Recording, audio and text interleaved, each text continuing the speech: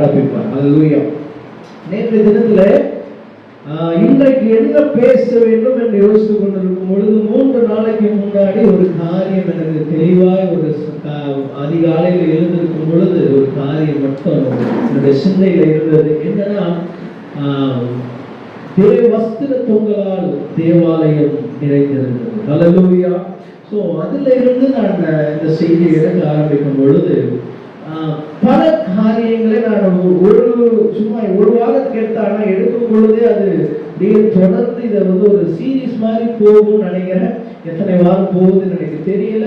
கர்த்தர் எவ்வளவு நேரம் 11:15 11:45 நான் முடித்து விடுவேன். அல்லேலூயா. அந்த நேரத்தின்படி 11:45 நான் முடித்து விடுவேன். அல்லேலூயா. எடுத்துக்கொள்ளுங்கள் 1 கொரிந்தியர் 3ஆம் அதிகாரம் 16. அல்லேலூயா. நீங்கள் தேவனுடைய ஆலயமாய் இருக்கிறீர்கள் என்றும் தேவனுடைய ஆவி உங்களில் வாசமாய் இருக்கிறார் என்றும் அறியாதிருக்கிறீர்களா? இன்றையிலிருந்து இது ஒரு பைபிள் ஸ்டடி மாதிரி எடுத்துக்கோங்க, நல்ல நோட் பண்ணிக்கோங்க. இன்றையிலிருந்து உங்களுடைய எண்ணங்கள், நீங்கள் உங்களை குறித்து சிந்திக்கிற காரியங்களை நீங்க மாற்றிக்கொள்ளுங்க. அல்லேலூயா. என்ன தெரியுமா வசனம் சொல்லுது? நீங்கள் யாரா இருக்கிறீங்க? தேவனுடைய ஆலயமா இருக்கிறீங்க. நீங்க மதனா இல்ல, நீங்க ஷெக்கினாவா இல்ல, நீங்க ஓசனாவா இல்ல, நீங்க சங்கீதாவா இல்ல, ஈனோகா இல்ல, யாராவும் இல்ல. நீங்க யாரா இருக்கிறீங்க? தேவனுடைய ஆலயமா இருக்கிறீங்க. அல்லேலூயா. அப்ப நீங்க உங்களை பார்க்கிறப்போ எப்படி நீங்க உங்களை பார்க்கணும் அப்படின்னா, தேவனுடைய ஆலயமாய் நீங்க உங்களை பார்க்கணும். அல்லேலூயா. ஒரு மனிதனாய், ஒரு சராசரியாய் ஒரு மனிதனாய் நீங்கள் உங்களை பார்க்கும் பொழுதுதான் இந்த தேவையில்லாத காரியங்கள் எல்லாம் நமக்குள்ள என்ன வருது? கோபம் வருது, மூக்கம் வருது, பிரச்சனை வருது. ஆனா நாம் எப்படி பார்க்கணும் அப்படின்னா, தேவனுடைய ஆலயமாய் பார்க்கணும். அல்லேலூயா. இப்போ தேவ ஆலயம் அப்படின்னா உங்களுடைய பார்வையில மட்டும் நீங்க தேவாலயம் இல்ல, ஆண்டவர் பார்க்கும் பொழுது உங்களை எப்படி பார்க்கிறார்? தேவாலயமாய் பார்க்கிறார். அல்லேலூயா. ஆண்ட்ரூ என்பவர் ஒரு பேங்க்ல வேலை செய்யற ஒரு மனுஷனா ஆண்டவர் பார்க்கல. எங்கேயோ இந்த டிகிரி முடிச்சவன் அப்படியெல்லாம் பார்க்கல. அவர் பார்க்கிறது இவன் ஒரு தேவாலயம். அல்லேலூயா. இந்த தேவாலயத்துக்குள்ள நான் பிரவேசிக்கணும். அல்லேலூயா. அன்னைக்கு வரும்போது கர்த்தருடைய வீடுன்னு சொன்னார் இல்லையா? வசனமே இருக்கு. அந்த வசனத்தை எடுத்துக்கொள்ளுங்க. 2 நாளாகவும் 5:13. அதுதான் இன்னைக்கு டாபிக். தேவாலயம் என்றால் என்ன அப்படின்னா 2 நாளாகவும் 5:13. அவர்கள் ஒருமித்த பூரியைகளை ஊதி தேவ சத்தமாய் கர்த்தரை துதித்து ஸ்தோத்திரித்து பாடினார்கள். ஆசாரியர் பரிசுத்த ஸ்தலத்திலிருந்து புறப்படுகையிலும் பாடகர் பூரியைகள் தாளங்கள் கீத வாத்தியங்களுடைய சத்தத்தை ஒலிக்க பண்ணி கர்த்தர் நல்லவர் கிருபை என்றும் உள்ளது என்று அவரை ஸ்தோத்திரிக்கையிலும் கர்த்தருடைய வீடாகிய தேவாலயம், நல்ல வசனம் சொல்லுது, தேவாலயம் கர்த்தருடைய வீடாகிய தேவாலயம். அல்லேலூயா. அல்லேலூயா. அப்ப நாமே தேவாலயமா இருக்கிறோம். தேவாலயம் என்றால் என்ன அப்படின்னா அது கர்த்தருடைய வீடு. அல்லேலூயா. இப்போ ஆண்ட்ரூவோட வீடு எங்க இருக்கு? ஐநாவரத்துல இருக்குது. அல்லேலூயா. நல்லா கவனிங்க. அப்ப நான் தான் தேவாலயம்னா தேவாலயத்தோட டெஃபினிஷன் என்னன்னா கர்த்தருடைய வீடு. அப்போ என் வீட்டுல நான் என்ன பண்ணுவேன்? இருப்பேன். என் வீட்டுல நான் என்ன பண்ணுவேன்? தூங்குவேன். என் வீட்டுல நான் என்ன பண்ணுவேன்? தங்குவேன். அப்ப இது கர்த்தருடைய வீடு. இந்த சரீரம் என்னது? கர்த்தருடைய வீடா இருக்கிறதுனால கர்த்தர் நம்ம இடத்துல தங்குவதற்கு ஆசைப்படுகிறார். அல்லேலூயா. அல்லேலூயா. அப்ப இத பாத்தீங்க அப்படின்னா இந்த தேவாலயத்துல இந்த முழு வேதாகமும் இந்த தேவாலயத்தை சுற்றியே தான் வரும். அல்லேலூயா. அதுக்கு பழைய ஏற்பாட்டுல ஒரு பேர் இருக்கு, புதிய ஏற்பாட்டுல ஒரு பேர் இருக்கு. அப்படியே மறுவி எப்படி சயின்ஸ்லாம் படிக்கிறப்போ பரிணாம வளர்ச்சின்னு சொல்லுவாங்க இல்லையா? அது வளர்ந்த மாதிரி முதலாவது ஆசரிப்பு கூடாரம் அப்படின்னு ஆரம்பித்தது. அடுத்து எப்படி வந்தது அப்படின்னா தேவாலயமாய் மாறிச்சு. அதற்கு பிறகு புதிய ஏற்பாட்டில் சபை என்றானது. அதற்கு பிறகு இப்பொழுது மனவாட்டியாய் மாறியது. அல்லேலூயா. நல்லா கவனிச்சுக்கோங்க. மறுபடியும் நான் சொல்றேன். பழைய ஏற்பாட்டில் ஆசரிப்பு கூடாரமாய் இருந்தது. சாலமோன் காலத்துல எப்படி மாறிச்சு? தேவாலயமாய் மாறினது. புதிய ஏற்பாட்டு காலத்திலே தேவாலயம் பரிசுத்தாவின் அபிஷேகத்திற்கு பிறகு சபையாய் மாறினது. கடைசி காலத்திலே சபை மணவாட்டியாய் மாறுகிறது. ஹல்லேலூயா, ஹல்லேலூயா. நல்லா கவனிச்சுக்கோங்க.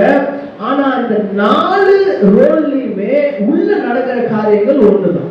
ஆசரிப்பு கூடாரத்துல என்ன நடந்ததோ அதை நான் விளக்கமா பைபிள் சரி எடுத்துட்டேன். ஆசரிப்பு கூடாரத்துல என்ன நடந்ததோ அதுதான் தேவாலயத்துல நடக்கணும். தேவாலயத்துல என்ன நடந்ததோ அதுதான் சபையில நடக்கணும். சபையில என்ன நடக்குதோ அதுதான் இந்த மணவாட்டிக்குள்ளேயும் நடக்கணும். இது இல்லாம வேற யாராவது வேற சத்தியத்தை சொன்னா அது தவறு. ஹல்லேலூயா. ஏன்னா நான் சொல்ல பாருங்க, ஆசரிப்பு கூடாரத்துல என்ன இருந்தது? முதல்ல சுத்திகரிப்பு. ஹல்லேலூயா. என்ன இருந்தது? முதல்ல சுத்திகரிப்பு. இரண்டாவது பலி செலுத்துதல். ஹல்லேலூயா. முதலாவது கையை கழுவுறதுக்கு ஒரு தொட்டி, அப்புறம் பலி செலுத்தப்படுதல். மூன்றாவது தூபம் காட்டுதல், அதாவது ஜெபம் செய்தல், துதி ஏறெடுத்தல், தூபம் காட்டுதல் நடைபெற்றது. அடுத்தது மெனோரா, வெளிச்சம், குத்து விளக்கு. ஹல்லேலூயா. பரிசுத்த ஆவி, எண்ணெய், நெருப்பு, இதெல்லாம் பரிசுத்த ஆவியை குறிக்கிறது. அடுத்தது அப்பம், வேத வசனத்தை குறிக்கிறது. அதற்கு பிறகு மகா பரிசு ஸ்தலத்துக்கு போகும்போது ஆண்டவருடைய பிரசன்னம். ஹல்லேலூயா. இதுதான் ஆசரிப்பு கூடாரத்துடைய ஒழுங்கு. சாலமோன் தேவாலயத்திலையும் அதேதான் இருந்தது. எந்த சேஞ்சுமே கிடையாது. ஆசரிப்பு கூடாரத்திலிருந்து தேவாலயம். இப்போ வாழ்கிற சபை, இப்போ வாழ்ந்து கொண்டிருக்கிற சபை ஞானஸ்நானம். ஹல்லேலூயா. கழுவுதலுக்கு பதிலாக என்ன மாறிடுச்சு? ஞானஸ்நானம். துதி பலி இருக்குது, ஸ்தோத்திர பலி இருக்குது, ஜெபம் இருக்கு, வேதம் இருக்கு, பரிசுத்த ஆவி இருக்குது, ஆண்டவருடைய பிரசன்னம் இருக்கிறது. ஹல்லேலூயா. பெயர் தான் மாறினதே தவிர அந்த ஒழுங்குமுறைகள் என்றைக்குமே மாறாது. அப்போ மனவாட்டியா இருக்கிற நாமும் ஞானஸ்நானம்ங்கிறது சும்மா பேருக்கு எடுக்கக்கூடாது. இந்த சபையில நடக்க வேண்டிய எல்லா விஷயமும் இந்த சரீரத்துல நடக்க வேண்டும். ஹல்லேலூயா. நல்லா கவனிங்க. ஒரு தேவாலயத்துக்கு பழைய ஏற்பாட்டில் எவ்வளவு இம்பார்ட்டன்ஸ் கொடுத்தாங்கிறத நான் உங்களுக்கு விளக்கமா சொல்றேன். அப்போ இந்த சரீரம் தேவாலயமா இருக்கும் பொழுது அந்த தேவாலயத்துக்கு என்னென்ன முக்கியத்துவங்கள் கொடுத்தாரோ அந்த முக்கியத்துவத்தை நாம இந்த தேவாலயத்துக்கு கொடுக்கணும். ஹல்லேலூயா. உங்களுடைய பார்வை எல்லாம் நல்லா யோசிங்க. நான் உங்க பேர் சொல்லிட்டு நான் அது கிடையாது, நான் ஒரு தேவாலயம். ஹல்லேலூயா. அப்போ அந்த மாதிரி நீங்க மைண்ட் செட்டுக்குள்ள வந்துட்டீங்க அப்படின்னா அந்த தேவாலயத்துல என்னென்னலாம் நடக்கணுமோ அது உங்களுக்குள்ள நடக்கணும். ஹல்லேலூயா. டெய்லி பலி செலுத்தப்படணும். ஹல்லேலூயா. தேவாலயத்துல என்ன ஆகுது? டெய்லி பலி செலுத்தணும். டெய்லி ஆசாரி என்ன பண்ணுவான்? கையை காலெல்லாம் கழுவான். இது நடக்கணும். டெய்லி குத்து விளக்கு ஏற்றப்படணும். தினமும் பரிசுத்த ஆவியினால நிரம்பி என்ன பண்ணணும்? ஜெபிக்கணும். டெய்லி அப்பங்கள் வைக்கப்படணும். தினமும் வேதத்தை என்ன பண்ணணும்? வாசிக்கணும். டெய்லி தூபம் காட்டுவாரு. டெய்லி ஜெபம் என்ன பண்ணணும்? செய்யணும். இது எல்லாமே தேவாலயத்துல தினமும் நடக்க வேண்டியவைகள். ஆண்டவர் சொல்றாரு, நீங்களோ தேவாலயமா இருக்கிறீங்க. ஹல்லேலூயா. அப்ப இந்த தேவாலயமா இருக்கும் பொழுது இந்த காரியங்கள் எல்லாம் என்ன பண்ணணும்? நடக்கணும். ஹல்லேலூயா. சோ நமக்கு ஒரு அட்ரஸ் இருப்பது போல ஆண்டவர் சொல்றாரு, எனக்கு ஆண்டவருடைய சரீரம் ஒரு வீடு. ஹல்லேலூயா. அந்த வீட்டுல நான் என்ன பண்ணுவேன்? வாசம் பண்ணுவேன். அந்த அளவுக்கு நம்முடைய சரீரத்தை என்ன பண்ணணும்? நாம சுத்தமா வைத்துக் கொள்ளணும். ஹல்லேலூயா. ஆண்டவர் சொல்றாரு மத்தேயு 8:20 மனுஷகுமாரனுக்கோ தலை சாய்க்க இடமில்லை. ஹல்லேலூயா. நல்ல கவனிங்க. பறவைக்கு கூடு உண்டு, நாய் நரிகளுக்கு குழி உண்டு, ஆனா மனுஷகுமாரனுக்கோ தலை சாய்க்க இடமில்லை. ஹல்லேலூயா. எங்க போய் நம்ம தலை சாய்ப்போம்? வீட்டுல போய் தூங்குவோம். ஹல்லேலூயா. நல்லா கவனிங்க. 6 நாள் டெல்லி போயிருந்தேன். எப்படா வீட்டுல வந்து அந்த நெருக்கடியில 4 பேர் சேர்ந்து ஒரே பெட்ல படுத்து தூங்குவோம் அப்படிங்கிறது தான் யோசனையா இருந்தது. அவ்வளவு பெரிய பெட் இருந்தது ஹோட்டல்ல. ஆனா எப்படா வீட்டுக்கு வந்து தூங்குவோம் அப்படின்னா, அப்போ தலை சாய்க்க இடம் இல்லைன்னா ஆண்டவர் என்ன சொல்றாருன்னா, இதுக்கு நேரடியான அர்த்தத்தை நான் சொல்லல. ஆண்டவர் சொல்றாரு, நான் தலை சாய்க்கிறதுக்கு ஒரு இடம் இல்லை உங்ககிட்ட. தேவாலயம் யார்கிட்ட என்ன பண்ணல, நான் வந்து தங்குற அளவுக்கு ஒரு இடம் இல்லை. ஆண்டவர் தலை சாய்க்கணும்னா, ஆண்டவர் வந்து அவருக்கு தங்கணும், தாபரிக்கணும் அப்படின்னா, அப்ப நம்முடைய சரீரம் எந்த அளவிற்கு சுத்தமாய் இருக்க வேண்டும் இல்ல? நம்மளே போயிட்டு யாரோ வீட்டுக்கு போய் தங்குறோம் அப்படின்னு போனோம்னு வச்சுக்கோங்களேன். நிறைய வாட்டி ஒரு வாட்டி ஸ்ரீலங்கால இருந்து வந்திருந்தாங்க, ஒரு டீம் வந்திருந்தாங்க. அவங்க வந்ததே மணி 12 நைட்டு. நாங்க அவங்களை கூப்பிட்டு போயிட்டு ஒரு இடத்துல தங்க வச்சோம், ஒரு ஹோட்டல்ல பொஷவாக்கத்துல. தங்கிட்டு 10 நிமிஷத்துல போன் வந்து, எந்த ரூமே நல்லா இல்லை, எந்த ரூமே சுத்தமா இல்லை, வேற ஹோட்டல் என்ன பண்ணணும் வேணும். பாருங்க, உள்ள போனோடனே அவங்களுக்கு என்ன பண்ணலாங்க, தங்குறதுக்கு இஷ்டம் இல்லைல்ல. இப்போ ஆண்டவர் சொல்றாரு, நாய் நரிலாம் படுத்துக்கு குழி இருக்குதுப்பா. அவருக்கு என்ன வீடா இல்லை? அவருக்கு இருக்கும்போது வீடு என்ன பண்ணார், நாசரேத்துல வளர்ந்தாரு. அவருக்கு என்ன பண்ணாரு, கலிலேயா ஊர்ல இருந்தாரு. எல்லா இடத்துலயும் அவருக்கு என்ன இருந்துச்சு, வீடெல்லாம் இருந்தது. ஆனா அவர் சொன்ன அர்த்தம், நான் தங்குறதுக்கு இடம் இல்லை. ஹல்லேலூயா.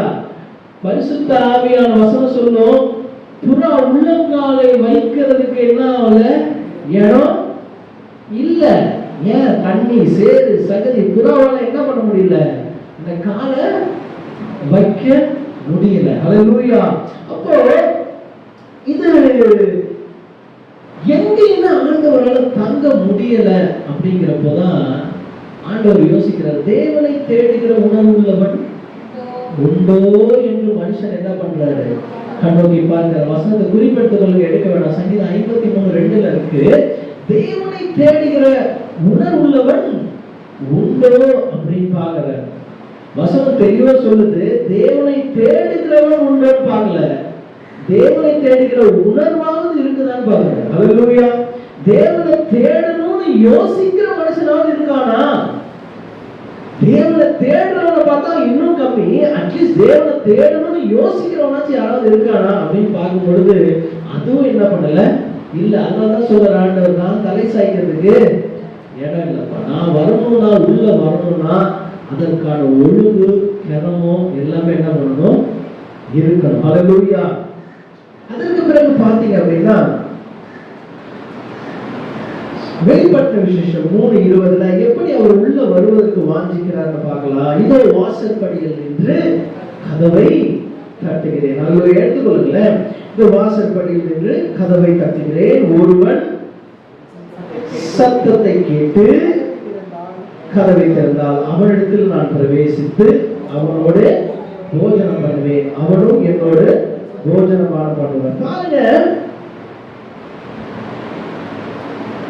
ஆண்டவர் நம்ம வீட்டுக்கு வரணும்னு விரும்புறாரு. இல்லைன்னா இப்படி வார்த்தை சொல்ல மாட்டேன்ல, நான் தலை சாய்க்க இடம் இல்லப்பா. யாராவது ஒருத்தர் வந்து நான் தங்குறதுக்கு இடம் இல்லைன்னா அவர் தங்கறதுக்கு ஆசைப்படுறாருன்னு அர்த்தம் இல்லையா? நான் தங்குறதுக்கு இடம் இல்லைன்னு ஒருத்தவங்க சொல்றாங்க அப்படின்னா அவங்க தங்குறதுக்கு ஆசைப்படுறாருன்னு அர்த்தம். ஹல்லேலூயா. அப்ப ஆண்டவர் சொல்றாரு, நான் மனுஷகுமாரனுக்கு தலை சாய்க்க இடம் இல்லைன்னா இங்க ஆசைப்படுறாரு. உங்ககிட்ட என்ன பண்ணணும், உங்களுக்குள்ள வந்து வாசம் பண்ணணும்னு ஆண்டவர் என்ன பண்றாரு, ஆசைப்படுறாரு. இங்க சொல்றாரு, சரி நீ அப்பவும் கூப்பிடல, நான் என்ன பண்ணிட்டேன், கிட்ட வந்து உங்க வீட்டுக்கு என்ன பண்ணிட்டேன், வந்துட்டேன், வாசற்படியில நின்று தட்டுறேன். ஹல்லேலூயா. ஹல்லேலூயா. வாசற்படியில நின்று தட்டுறேன். எங்க இந்த இதயத்துல என்ன பண்ற ஆண்டவர் தட்டுறாரு. வசனம் சொல்லுது, வாசற்படியில் நின்று தட்டுகிறேன். அவர் எதுவுமே வாயை திறந்து கூப்பிடல. நல்லா கவனிங்க, வாசற்படியில் நின்று தட்டுகிறேன். ஆண்ட்ரூ நான் உள்ள வரணும் அப்படின்னு சொல்லல, வாசற்படியில் நின்று தட்டுகிறேன், ஒருவன் சத்தத்தை கேட்டு திறந்தார். ஹல்லேலூயா. அவரு கம்பல் பண்ணி உள்ள வர்ற ஆள் கிடையாது. ஹல்லேலூயா. நான் உங்ககிட்ட தான் இருப்பேன். அவர் தட்டுறாரு, அந்த தட்டுற சத்தம் நமக்கு என்ன பண்ணணும், கேட்கணும். ஹல்லேலூயா. சூழ்நிலையின் சத்தம் உங்களுக்கு கேட்கணும். என்ன சூழ்நிலை ஓடிக்கொண்டிருக்கு, ஆண்டவர் தட்டுறாருன்னா அந்த சூழ்நிலைகள் உங்ககிட்ட பேசும். ஆண்டவர் பேசல, அந்த தட்டுற சத்தம் மட்டும் என்ன பண்ணுது, கேட்குது. கேட்கும் பொழுது ஒருவேளை இந்த போர் சத்தம் கேட்குதா? இஸ்ரவேல் இது போர் சத்தம் கேட்குதா? யுத்த சத்தம் கேட்குதா? இந்த சத்தம் கேட்கிறப்போ உங்களுக்கு ஆண்டவர் வாணி கொடுக்கிறார். இந்த சத்தத்தை கேட்டு நீ இதயத்தை என்ன பண்ணு? நான் என்ன பண்ணணும்? உள்ள வரணும். ஹல்லேலூயா. கடைசி கால சத்தம் கேட்டுக்கொண்டிருக்கிறது. ஹல்லேலூயா. கடைசி காலத்தின் சத்தம். ஹல்லேலூயா. நல்ல கவனிங்க. எல்லா இடத்திலையும் எல்லா இடத்திலையும் பூமி அதிர்ச்சி, எல்லா இடத்திலையும் ஆண்டவருக்கு விரோதமான பாவங்கள் குவிந்து கொண்டிருக்கிற நேரம் தான் ஆண்டவருடைய சத்தம் கேட்கப்படுகிற நேரம். ஹல்லேலூயா. கதவை தட்டுகிற சத்தம்னா என்ன அப்படின்னா அந்த கடைசி காலத்துடைய சத்தம். இது எந்த சபை எழுதுகிறார் என்றால் கடைசி சபையாகிய லவோதிக்கேயா சபைக்கு என்ன பண்றார்? ஆண்டவர் எழுதுகிறார். ஹல்லேலூயா. அது ஆண்டவருடைய வருகைக்கான நேரத்துல இந்த சத்தம் கேட்கப்படும் பொழுது இந்த தேவாலயத்தை நீங்க என்ன பண்ணணும்? ஆண்டவருக்கு திறந்து கொடுக்கணும். ஹல்லேலூயா. அப்ப கேட்கும் பொழுது ஆண்டவருக்கு திறந்து கொடுக்கணும். அதுக்கு பிறகு பாத்தீங்க அப்படின்னா உன்னத பாட்டுல இதே மாதிரியான ஒரு வசனம் இருக்குல்ல. உன்னத பாட்டுல ஒரே ஒரு வித்தியாசம் இருக்குது. என்ன அப்படின்னா உன்னத பாட்டு 5:2 நான் நித்திரை பண்ணினேன், என் இருதயமோ விழித்திருந்தது, கதவை தட்டுகிற நேசரின் சத்தத்தை கேட்டேன்.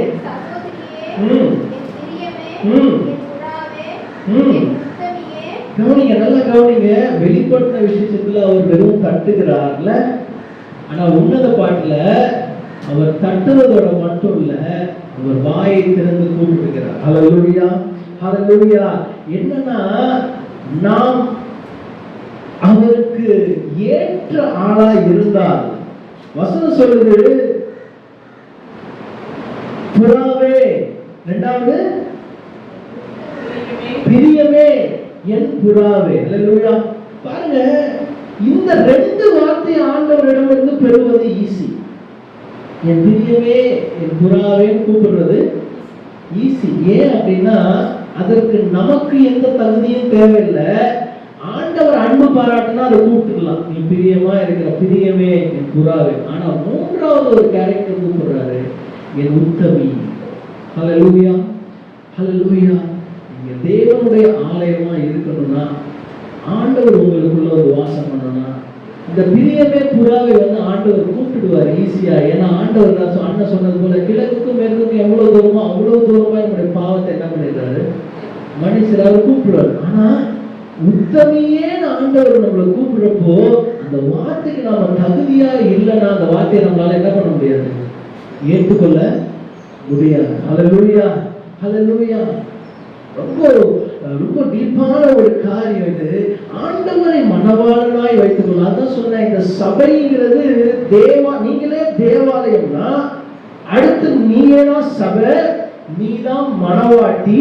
அந்த மணவாட்டி மணவாளனுக்காக மட்டும்தான் காத்து கொண்டிருக்கணும். மணவாளன் கதவு தட்டும் போது அவர் கூப்பிடுகிற காரியத்துக்கு நீ தகுதி உள்ளவளாய் மாறணும். ஹல்லேலூயா. பிரியவே கூப்பிடுறப்போ ஆண்டவரே பிரியவே கூப்பிட்டீங்க, நன்றியப்பா. என் புறாவே கூப்பிடுறப்ப என் புறாவை கூப்பிட்டீங்க, ரொம்ப நன்றிப்பா. ஆனா ஆண்டவர் என் உத்தமியே கூப்பிடுறப்போ அந்த வார்த்தைக்கு தகுதியா இருக்கிறோமா அப்படின்னு நம்ம யோசிக்க வேண்டிய சூழ்நிலையில இருக்கிறோம்ல. உத்தமமா இருக்கும் நம்ம. அந்த மணவாளனுக்கு நியமிக்கப்பட்ட ஒரே மணவாட்டியே நம்ம இருக்கிறோமா? இல்ல. அப்ப உத்தமியேங்கிற வார்த்தை ஆண்டவருடைய வாயிலிருந்து வர்ற வரைக்கும் அந்த தேவாலயத்துல ஆண்டவர் என்ன பண்ணாரு? பிரவேசிக்க மாட்டார். அந்த உத்தமம் நம்முடைய வாழ்க்கையில என்ன பண்ணணும்? இருக்கணும். ஹல்லேலூயா. அப்ப தேவாலயத்துல எந்தெல்லாம் நம்ம கிளீன் பண்ணணும், எதெல்லாம் இருக்கணும்னு பார்த்துட்டோம். இப்ப அடுத்த சில காரியங்களை பார்ப்போம். மத்தேயு 6:22 சொல்லுது, கண்ணுதான் சரீரத்தின் விளக்காய் இருக்கிறது. நல்லா கவனிங்க. இப்ப இதுதான் தேவாலயம். நம்முடைய சரீரம் தான் தேவாலயம். இந்த தேவாலயத்துக்கு ஒரு வாசல் இருக்கும்ல. தேவாலயம் என்ன பண்ணணும்? ஒரு வாசல் இருக்கணும். அந்த வாசல் வழியா தான் எல்லாமே வரணும். கரெக்டா? அப்போ இந்த சரீரத்துக்குள்ள எது மூலியமாய் காரியங்கள் உள்ள வருது அப்படின்னு பார்த்தா கண்ணு. கண்ணு தான் என்ட்ரி கேட். என்னது? என்ட்ரி, நுழைவு வாயில். என்னது? கண்ணு. இந்த கண்ணுக்குள்ள போயிட்டு இருதயத்துக்கு என்ன பண்ணுது? போகுது. ஹல்லேலூயா. வசனம் சொல்லுது மத்தேயு 15:18-19 வாய்க்குள்ள போறது உங்களை என்ன பண்ணாது? தீட்டு படுத்தாது. வாயிலிருந்து புறப்படுகிறவைகளே உங்களை தீட்டுப்படுத்தும். ஏன்னா அது இருதயத்திலிருந்து ப்ராசஸ் ஆகி வாயிலிருந்து என்ன பண்ணுது? வெளியே வரும். ஹல்லேலூயா. அப்ப இதுதான் தேவாலயம். இந்த கண்ணு தான் வாசல். இந்த வாசலுக்குள்ள உள்ள போய் இதுதான் இருதயம் தான் வந்து மெயினான ஹால். இந்த ஹால்ல இருந்து வெளியே வருதுதான் வாய். கண்ணுல இருந்து உள்ள போயிட்டு இருதயத்துக்கு போகுது.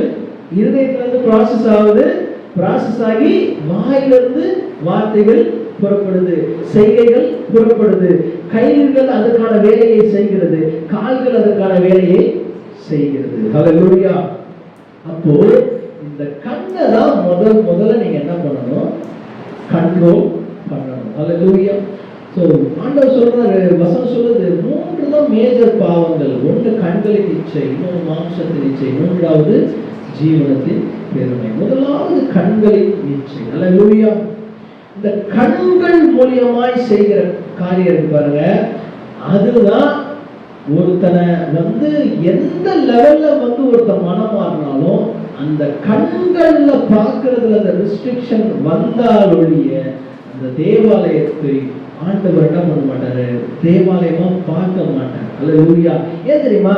அதுதான் வாசல் இல்லையா? இப்ப இந்த வாசல்ல ஆண்டவர் பிரவேசிக்கணும். அந்த கண் வழியா தான் என்ன பண்ணணும்? அதுதான் வாசல். தேவாலயத்தோட வாசல்னா அந்த கண்ணுல தேவையில்லாத காரியங்கள், தேவையில்லாத படங்கள், தேவையில்லாத வீடியோக்கள், தேவையில்லாத இது காரியங்கள்லாம் அந்த கண்கள்ல இருந்ததுன்னா ஆண்டவர் எப்படி உள்ள வர முடியும்? வசனம் சொல்லுது, வாசல்களே உங்கள் தலைகளை உயர்த்துங்கள், அநாதி கதவுகளே உயருங்கள். உயர்ங்கள்னா அந்த வசனம் சொல்றது அப்டேட் யுவர் செல்ஃப். உயர்ங்கள் என்னது? அப்டேட் பண்ணிக்கோங்க உங்களை. எவ்வளவு நாள் தான் கீழேயே இருப்பீங்க? எவ்வளவு நாள் தான் என்ன பண்ணுறது? தலையிலேயே ஊட்டுக்கொண்டு கீழேயே பார்த்து பண்ணி என்னைக்காவது மேல பார்த்துருக்குமா? அதோடைய வாழ்க்கை ஃபுல்லா என்ன ஆகுது? கீழே தான். அது சொல்லி வசனம் சொல்றது கொஞ்சம் அப்டேட் பண்ண உடனே வாசலே தலை என்ன பண்ணு? உயர். அநாதி கதவுகளே உயர். ஏன்னா மகிமையின் ராஜா பிரவேசிக்க வேண்டும். ஹல்லேலூயா. அப்ப இந்த தேவாலயத்தோட வாசல் எதுனா கண்ணு. ஹல்லேலூயா. இந்த கண்ணை நீங்க சரி பண்ணணும். ஹல்லேலூயா. இருதயத்தின் நிறைவை தான் என்ன பேசும்? வாய் பேசும். ஹல்லேலூயா. அப்போ ஆண்டவர் உத்தமியேன் கூப்பிடணும் அப்படின்னா கண்களை நம்ம முதலாவது என்ன பண்ணணும்? சரி பண்ணணும். ஹல்லேலூயா. வசனம் சொல்லுது எஸ்தர் 2:2 நாம் ராஜாவுக்காக கன்னி பெண்களை பார்க்க வேண்டும். ஹல்லேலூயா. நல்லா கவனிங்க. அந்த உத்தமம், அதுதான் என்னது? உத்தமம். எஸ்தர்ல சொல்றாரு ராஜாவுக்கு என்ன பெண்களை பார்க்கணும்? கன்னி பெண்களை பார்க்க வேண்டும். மத்தேயுல சொல்றாரு 25:1 பரலோக ராஜ்யம் தீவட்டிகளை தன் கையில பிடித்துக் கொண்டு போகிற 10 கன்னிகைகளுக்கு ஒப்பா இருக்கிறது. ஹல்லேலூயா. அப்போ அந்த உத்தமம் நம்ம இடத்துல இருக்கணும். ஹல்லேலூயா. அப்போ கர்த்தருடைய வீடு அப்படின்னு சொல்லி நம்ம பார்த்தோம். தேவாலயம் கர்த்தருடைய வீடு அப்படின்னு பார்த்தோம். அப்போ இந்த வீட்டுக்கு ஓனர் யாரு? இது கர்த்தருடைய வீடுனா அந்த வீட்டுக்கு ஓனர் யாரு? ஆண்டவர் தான் ஓனர். ஹல்லேலூயா. அப்போ இந்த நம்மளே இந்த சரீரத்துக்கு அப்ப கிடையாது, என்ன கிடையாது, நமக்கு இந்த சரீரத்துக்கும் சம்பந்தம் கிடையாது. யாருடைய வீடு? கர்த்தருடைய வீடு. நம்ம வீட்டுல இருந்தாலும் நாம வீட்டுல இருக்கிறோம், ஒரு வீட்டுல இருக்கோம் இல்லையா? அந்த வீடு தன்னைத்தானே சொந்தமாக்கி கொண்டு அது ஏதாவது பண்ண முடியுமா? பண்ண முடியாது. ஹல்லேலூயா. அப்ப இது கர்த்தருடைய வீடுனா இதோடைய ஓனர் யாரு? கர்த்தர். ஹல்லேலூயா. வசனம் சொல்லுது என் நாமம் தரிக்கப்பட்ட இந்த ஆலயம். ஹல்லேலூயா. என்ன ஆலயம்? என் நாமம் தரிக்கப்பட்ட இந்த ஆலயம். அப்போ இந்த ஆலயத்துக்கு ஒரு நாமம் தரிக்கப்பட்டிருக்கு. ஹல்லேலூயா. அந்த நாமம் தான் இயேசு கிறிஸ்து. ஹல்லேலூயா. ஹல்லேலூயா. நல்லா கவனிங்க. அப்போ நாம ஏன் எப்படி எனக்கு இயேசு கிறிஸ்து பேர் வரும்னா அப்பதான் நீங்க மனவாட்டியாய் புரிந்து கொள்ள முடியும். அல்லேலூயா. நீங்க மனவாட்டியானீங்க அப்படின்னா ஆண்டவருடைய நாமம் உங்களுக்கு தரிக்கப்படும். அல்லேலூயா, அல்லேலூயா. நல்லா கவனிங்க. கல்யாணம் ஆகிறதுக்கு முன்னாடி சங்கீதாவா இருந்தது, கல்யாணத்துக்கு பிறகு சங்கீதா ஆண்ட்ரூஸாய் மாறியது. அல்லேலூயா. அப்போ என் நாமம் தரிக்கப்படணும் அப்படின்னா நீங்க தேவாலயமா இருக்கிறது சரி, ஆண்டவருக்கு மனவாட்டியாய் மாறணும். அப்பதான் அவருடைய நாமம் தரிக்கப்படும். அல்லேலூயா. அப்போ சில காரியங்களை நம்மிடத்திலிருந்து எது எடுக்கணும். என்னன்னா 2 நாளாகவும் 8ஆம் அதிகாரம் 11ஆம் வசனம். இதோட வாசனை முடிக்கலாம். அடுத்த வாரம் நான் கண்டினியூ பண்றேன். இதை சாலமோன் கர்த்தருடைய பெட்டி வந்த ஸ்தலங்கள் பரிசுத்தமாய் இருக்கிறது. நல்லா கவனிங்க. சாலமோன் ஒரு எகிப்திய பெண்ணை கல்யாணம் பண்றாரு. ஆனா சாலமோனுக்கு ஒரு காரியம் தோணுது. அந்த எகிப்திய பெண்ணை கூட்டிட்டு வந்துடுறாரு, தாவீதுடைய நகரத்துக்கு கூட்டு வந்துடுறாரு. அங்க கூட்டு வந்து தாவீதுடைய அந்த அரண்மனைக்குள்ள வரும்பொழுது இந்த அரண்மனைக்குள்ள ஏற்கனவே கர்த்தருடைய பெட்டி வந்திருக்கு. அப்போ சாலமோன் யோசிக்கிறாரு, இது கர்த்தருடைய பெட்டி வந்த ஸ்தலம். என்னது? கர்த்தருடைய பெட்டி, ஆசரிப்பு கூடாரம், உடன்படிக்கை பெட்டி வந்த ஸ்தலம். இந்த ஸ்தலத்திலே பரிசுத்தமாய் இருக்கிறது. ஆதலால் இஸ்ரவேலின் ராஜாவாகிய தாவீதின் அரண்மனையிலே என் மனைவி வாசம் பண்ணலாகாது. அல்லேலூயா. பாருங்க, அவருடைய மனைவிதான், சாலமோனுடைய மனைவிதான், அவள் ராணிதான். ஆனாலும் தேவனுடைய பெட்டி வந்த ஸ்தலம் பரிசுத்தமா இருக்கிறது. அதனால என் மனைவியா இருந்தாலும் சரி அந்த இடத்துல வாசம் பண்ணலாகாது என்று சொல்லி அவளுக்கு தனியா ஒரு இடத்துல என்ன பண்ணாரு, ஒரு மாளிகையை கட்டி அங்க குடியேற்றினான் என்று பார்க்கிறோம். அல்லேலூயா. அதற்கு பிறகு வசனம் சொல்லும், அது முதல் கொண்டு. அடுத்த வசனம் எப்படி ஸ்டார்ட் ஆகுது? அது முதல் கொண்டு. அது முதல் கொண்டுனா அந்த டைம்ல இருந்து எப்போ அவன் ஒய்ஃபை தூக்கி வெளியே அனுப்பினானோ அது முதல் கொண்டு என்ன நடந்துச்சு? மண்டபத்துக்கு முன்பாக கட்டியிருந்த கர்த்தருடைய பலிபீடத்தின் மேல் ஒவ்வொரு நாளின் கட்டளைக்கு தக்கதாய் மோசேயுடன் கற்பனையின்படியே ஓய்வு நாட்களிலும் மாத பிறப்புகளிலும். சூப்பர். அது முதல் கொண்டு. எது முதல் கொண்டு? அவன் மனைவியை வெளியே அனுப்புற முதல் கொண்டு சாலமோன் அந்த முன்பாக கட்டியிருந்த கர்த்தருடைய பலிபீடத்தின் மேல் ஒவ்வொரு நாளின் கட்டளைக்கு தக்கதாய் மோசேயுடைய கற்பனையின்படியே ஒவ்வொரு நாளும் ஓய்வு நாட்களிலும் மாத பிறப்புகளிலும் வருஷத்தில் 3 தரம் ஆசரிக்கிற பண்டிகையாகிய புளிப்பில்லாத அப்ப பண்டிகையும் வாரங்களின் பண்டிகையிலும் கூடார பண்டிகையிலும் கர்த்தருக்கு சர்வாங்க தகன பலிகளை செலுத்தினார். அல்லேலூயா. அப்ப இந்த தேவாலயத்துக்குள்ள எப்போ நீங்க பலி செலுத்த முடியும் அப்படின்னா தேவையில்லாத காரியத்தை வெளியே அனுப்புனாதான் அது முதல் கொண்டு நீங்க இந்த பலிகளை என்ன பண்ண முடியும், செலுத்த முடியும். அல்லேலூயா. பலிகளை மாத்திரம் செலுத்தல, ஓய்வு நாள்ல செலுத்துறான், டெய்லி செலுத்துறான், மாத பிறப்புகளை செலுத்துறான், 3 தரம் ஆசரிக்கிற பண்டிகைகள். அல்லேலூயா. இதை குறித்துதான் பைபிள் சரி நான் எடுத்துட்டு இருக்கிறேன் டெய்லி புதன்கிழமை வியாழக்கிழமை சாயந்தரம். அப்போ இந்த 7 பண்டிகைகளும் இந்த தேவாலயத்திலே கொண்டாடப்பட வேண்டும். அல்லேலூயா.